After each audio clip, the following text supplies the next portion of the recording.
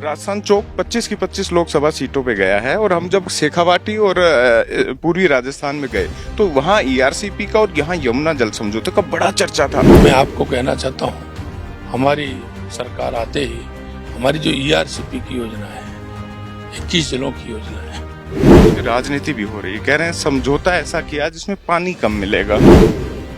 ये कांग्रेस के लोग हैं, ये झूठ में माहिर होते हैं। बड़ा टास्क दे दिया, पहली जिम्मेदारी यही एक तरीके से कि 25 की 25 सीटें आप जिताएं। निश्चित रूप से राजस्थान के 25 के 25 सीट हम जीते। लेकिन एक माहौल कांग्रेस ने क्रिएट कर दिया है कि कम मतदान का लाभ उन्हें मिल रहा है। कहीं उनके लोग को विश्वास नहीं है। और मैं सबसे बड़ी बात मैं कहना चाहता हूँ कि लोगों का कांग्रेस से मोह भंग हो गया। जो एक्शन हो रहा है वो कड़ाई से हो और पेपर लीक राजस्थान से नाम ही हट जाए। युवाओं के सपनों को जिन्होंने तोड़ने का काम किया है, हम उनको किसी भी तरह से नहीं बख्श सकते। और हम आज भी आपके बीच में हम कहना चाहते हैं और हम यही कहना चाहते हैं कि हम ऐसे लोगों को बख्शेंगे नहीं, चाहे वो कितना भी बड़ा व्यक्ति हो। किसी भी भ्रष्टाचारी गैंगस्टर राजस्थान में किसी को अशांति फैलाने का हक नहीं है। राजस्थान शक्ति और भक्ति की धरती है, शांति की धरती है।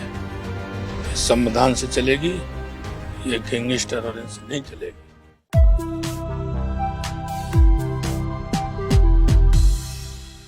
कुशल संगठनकर्ता, एक आम कार्यकर्ता और वर्तमान में राजस्थान के मुख्यमंत्री भजनलाल शर्मा हमारे साथ हैं। बहुत बहुत स्वागत है राजस्थान चौक पर आपका।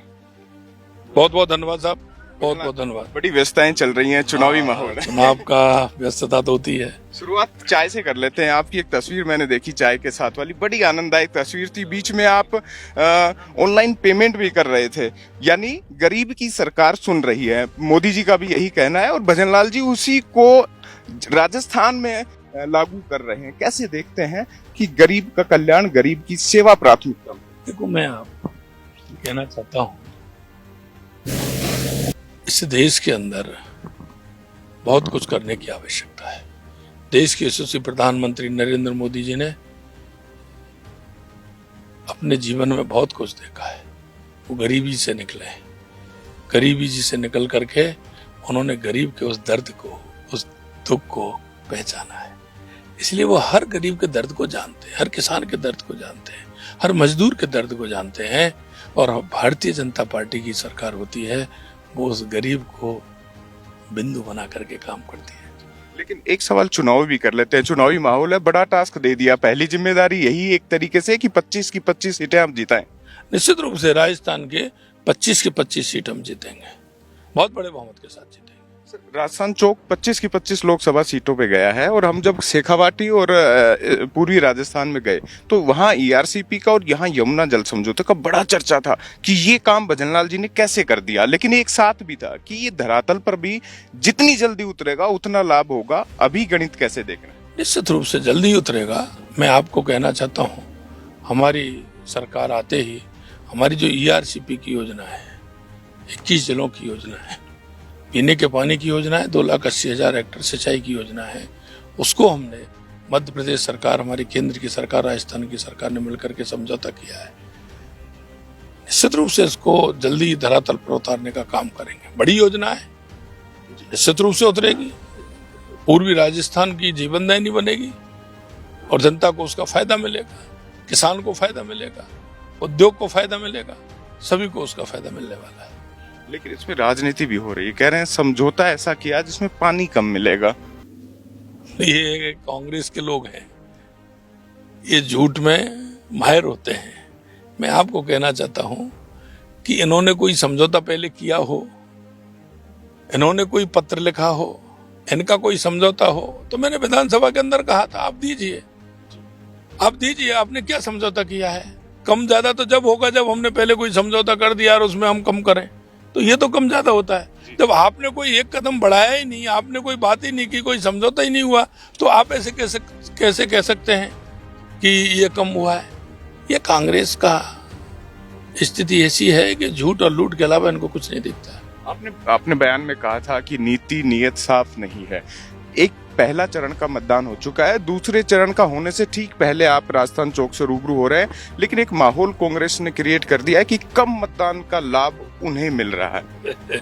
मैं आपको कहना चाहता हूँ, देखिए, जहां उनमें कहीं आत्मविश्वास नहीं, कहीं उनको ये नहीं लग रहा है कि हम कहीं चुनाव लड़ रहे हैं, कहीं उनके लोग को विश्वास नहीं है। और मैं सबसे बड़ी बात मैं कहना चाहता हूं कि लोगों का कांग्रेस से मोह भंग हो गया। ना उनकी में नीति ठीक है, ना नीयत ठीक है, ना नेता ठीक है। अब ये तो इस तरह की बात तो वो झूठ और लूट का काम है उनका, वो करते ही हैं, हमेशा से कहते हैं। घोषणा पत्र देखते हैं किस तरह का देते हैं वो, लेकिन कभी घोषणा पत्र को खोल के ही नहीं देखते हैं। एक चुनावी यात्रा में एक बड़ा मैसेज आपके लिए भी है, एंटी गैंगस्टर वाला, और ये नकल पर जो आपने एक्शन लिया, लेकिन लोग कहते हैं कि ये एक्शन लोकतंत्र के उस महा उत्सव से ठीक पहले नहीं, उसके बाद भी होना चाहिए। एक गारंटी जो पीएम मोदी देते हैं, एक गारंटी भजनलाल जी से भी चाहिए कि जो एक्शन हो रहा है वो कड़ाई से हो और पेपर लीक राजस्थान से नाम ही हट जाए। देखो, मैं कहना चाहता हूँ आपको, हमने जनता से वायदा किया था कि युवाओं के सपनों को जिन्होंने तोड़ने का काम किया है, हम उनको किसी भी तरह से नहीं बख्शेंगे। और हम आज भी आपके बीच में हम कहना चाहते हैं, और हम यही कहना चाहते हैं कि हम ऐसे लोगों को बख्शेंगे नहीं, चाहे वो कितना भी बड़ा व्यक्ति हो। और मैं आपसे ये भी कहना चाहता हूं, किसी भी भ्रष्टाचारी गैंगस्टर राजस्थान में किसी को अशांति फैलाने का हक नहीं है। राजस्थान शक्ति और भक्ति की धरती है, शांति की धरती है। ये संविधान से चलेगी, ये गैंगस्टर और इनसे नहीं चलेगी। मैं आपको यही कहना चाहता हूं, किसी तरह का कोई अगर इन्होंने कहीं भी किया तो राजस्थान में उनको सबक सिखाने का काम करें। आप राजधानी की धरती से आते हैं, राम के भक्त हैं, चुनावी माहौल भी राममय है, धारा 370 का लाभ भी बीजेपी को संभव है कि मिले। इन राष्ट्रीय मुद्दों के आधार पर क्या मानते हैं आप कि इस बार मतदाता बीजेपी के पक्ष में 400 पार ले जाने के संकल्प में, और मिशन 25 के साथ कितना है? देखिए, निश्चित रूप से हमारे राष्ट्रीय मुद्दे हैं, जिन विषयों को हम पहले से कहते थे, उनको हमारे देश के यशस्वी प्रधानमंत्री नरेंद्र मोदी जी ने पूरी तरह से जो जनता के बीच में वायदा लेकर गए तो पूरा किया है। चाहे वो धारा 370 हो, राम मंदिर हो, हमारे सांस्कृतिक पुनरुत्थान का विषय हो, वो माननीय मोदी जी ने किया है। मैं निश्चित रूप से कह सकता हूँ कि राजस्थान की जनता, देश की जनता इस बार पूरी तरह से राजस्थान में 25 के 25 जीतेंगे, और देश के अंदर बहुत बड़े बहुमत के साथ भारतीय जनता पार्टी की सरकार बनने वाली है। एक सवाल ये भी हो जाता है कि अब की बार माहौल कुछ स्थानीय मुद्दों पर भी है। ये देश का चुनाव है, राष्ट्रीय मुद्दे हमेशा रहते थे, लेकिन नई सरकार बनी है आपकी, और आपके कंधों पर जिम्मेदारी भी इस लिहाज से जनता ने सोच समझ कर डाली हुई है कि अब स्थानीय मुद्दे भी हल हों। पिछले 5 साल के आकलन के आधार पर लोगों की उम्मीदें भी ज्यादा बढ़ी हैं, इसीलिए सरकार बदली भी। आप क्या मानते हैं, जो स्थानीय मुद्दे हैं, कितना हल होने की संभावना है अगले जो इस पूरे कार्यकाल में समय है उसमें आप दे रहे हैं? मैं आपसे कहना चाहता हूं कि आप देखेंगे कि कई सरकारें आई और उन्होंने घोषणा पत्र लागू किए, लेकिन मैं आपसे कहना चाहता हूं, किसी भी सरकार का घोषणा पत्र उठा के देख लीजिए और हमारा संकल्प पत्र उठा के देख लीजिए। हमने 90 दिन के अंदर जितना संकल्प पत्र को हमारे को 45% तक पूरा करने का काम हमारी सरकार ने किया है, ये आज तक किसी ने नहीं किया। जनता को हमारे ऊपर विश्वास है, और हम भी जनता के बीच में ये कहना चाहते हैं कि हमने जो संकल्प पत्र में वायदे किए, हम एक एक संकल्प पत्र को हम पूरा करेंगे। राजस्थान के लिहाज से बात करें तो पेयजल, एंटी गैंगस्टर टास्क फोर्स, कानून व्यवस्था के लिहाज से बेहतरीन काम हुए हैं, लेकिन युवा और महिला अब उम्मीदों भरी निगाहें से देख रही है राजस्थान सरकार को भी, और खासतौर पर उस डबल इंजन सरकार के नाते कि डबल इंजन सरकार होगी तो पूरा लाभ राजस्थान में मिल पाएगा। तो किस तरीके से आप महिलाओं और युवाओं को एक मैसेज राजस्थान चौक के जरिए दे रहे हैं? देखो, मैं कहना चाहता हूँ आपसे, हमने कहा कि हम 17,000 भर्तियां करेंगे, हमने 15,000 भर्तियां कर दी हैं। 15,000 भर्तियां हमारी पाइपलाइन में चल रही हैं। आने वाले समय में पूरी तरह से इस साल में हम 70,000 लोगों को रोजगार देने का काम करेंगे, और हमें विश्वास है कि हमारा जो युवा है, हमारी महिला है, जो उनकी हमसे अपेक्षा है निश्चित रूप से हम पूरा करने की पूरी कोशिश करेंगे। पूरा राजस्थान आपने नाप दिया, क्या आपको लगा व्यक्तिगत तौर पर कुशल संगठन करता रहे आप, सरकार लाने में बड़ी भूमिका रही, अब जब बतौर मुख्यमंत्री आप पूरे प्रदेश में घूमकर आ चुके हैं, आपको क्या लगता है कि व्यक्तिगत रूप से भजनलाल शर्मा जी ये चाहते हैं कि मेरे राजस्थान के लिए मैं ये करूं? देखो, निश्चित रूप से मैं ये बात कह सकता हूँ, हमारे संकल्प पत्र में भी है, राजस्थान को सबसे ज्यादा पानी की आवश्यकता है, तो उस क्षेत्र में हम काम कर रहे हैं। ये वर्ष हमारा पानी का है, बिजली का है।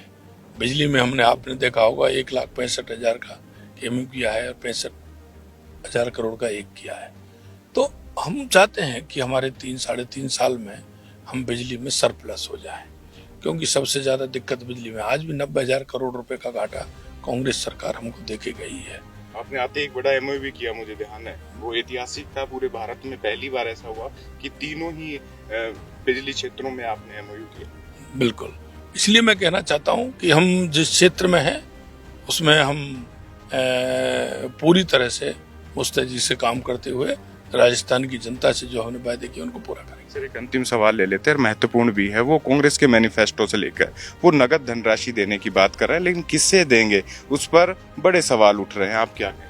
देखो, मैं कहना चाहता हूँ, कांग्रेस के घोषणा पत्र में कुछ नहीं है, सिर्फ उनको घोषणा ही करनी होती है, काम नहीं करना होता है।